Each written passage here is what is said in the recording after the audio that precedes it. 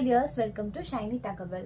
இப்போ கையோட அளவு நம்ம எப்படி தைக்கிறதுன்னு பார்க்கலாம். கைக்கு வந்து 2 பீஸ் மட்டும் இருந்தா போதும். சோ கைக்கு ஏத்த மாதிரி நான் அதை எடுத்துக்கிறேன். மத்தது எல்லாமே வேண்டாம். இது மட்டும் போதும். இது வந்து சரியா வச்சுக்கணும் கரெக்ட்டா கீழ. அந்த மடிப்பு பகுதி வருது இல்லையா? இதை இப்படி கீழே வச்சுக்குவோம். வச்சுட்டோம் அப்படின்னா இப்போ கீழே இந்த மடிப்புக்கு வருது இல்லையா? கீழே சேம் ஸ்கேல் வச்சு ஸ்கேலோட அளவுக்கு ஒரு கோடு, அப்படி இல்லைன்னா 1 இன்ச் எடுத்துக்குங்க, அது போதுமானது. இப்படி போட்டாச்சு. இது வந்து மடிப்புக்கு. இப்போ சரியான அளவு நம்ம வந்து எடுக்கணும் இல்லையா? எப்பயுமே பேக் சைடு அளவு தான் நம்ம கரெக்டா எடுப்போம். சோ இப்படி வைக்கிறோம். அந்த கோடு போட்டிருக்கோம்ல, அந்த கோடு மேல நம்ம வைக்கணும். கோடு மேல வச்சுட்டு உங்களுக்கு கரெக்டா வேணும் அப்படின்னா பின் கூட போட்டுக்கலாம். பின் பண்ணிக்கோங்க, குண்டூசி வச்சு பின் பண்ணிக்கோங்க. பின் பண்ணிட்டீங்கன்னா உங்களுக்கு கரெக்டா இருக்கும். இப்ப கீழே இந்த சைட் பாத்தீங்கன்னா ரெடி அளவு பிளஸ் வந்து எக்ஸ்ட்ரா. எந்த டிசி போட்டாலுமே இந்த கலருக்கு வந்து வீடியோல அந்த அளவுக்கு தெரிய மாட்டேங்குது. ஒயிட் டிசியும் கொடுத்து பாக்குறேன், இதையும் கொடுத்து பாக்குறேன். உங்களுக்கு எந்த கலர் தெரியுதுன்னு எனக்கே தெரியல. சரி, இருந்தாலும் நான் சொல்றேன் இல்லையா, உங்களுக்கு புரியுது இல்லையா மார்க் பண்ற இடம். அதே போல இங்க இருந்து ரெடி அளவு பிளஸ் வந்து ஒரு 1/4 இன்ச் எடுத்துக்கோங்க. எடுத்துட்டு இப்போ என்ன பண்ணணும்னா, இந்த இடம் இருக்குல்ல, இந்த வளைவு ஒரு மாதிரி ஷேப் கொண்டு வருவோம். இந்த இடத்துல ஒரு இப்படி ஃபிங்கர் வச்சு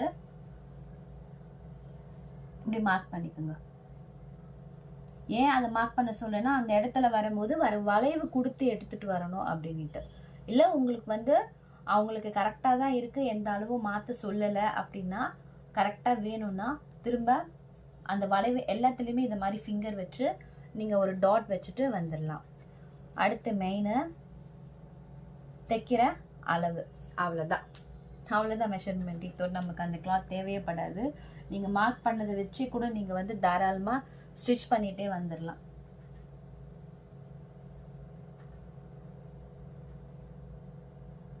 இப்ப கரெக்டா அந்த வளைவுலாம் அப்படியே வரும்.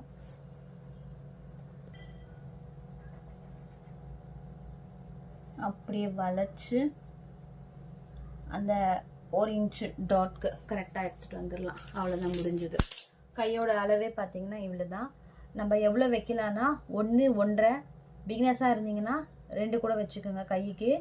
அந்த சுடிதார் டாப்புக்கு நீங்க எவ்வளோ இங்க விடுறீங்களோ, எக்ஸ்ட்ரா அளவு எவ்வளோ விடுறீங்களோ அந்த அளவுக்கு நீங்க விடணும்.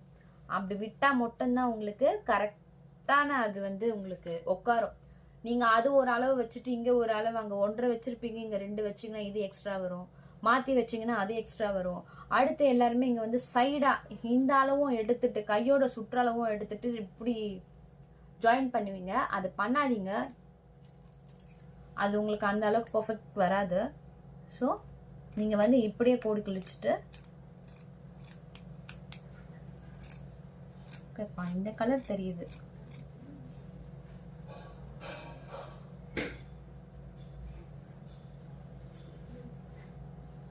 ரெடி அளவு வச்சிருப்பீங்கல்ல,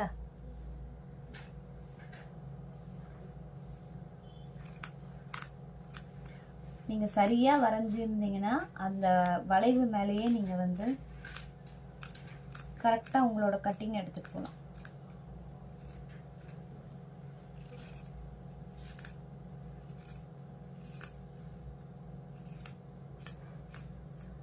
அவ்வளவுதான்.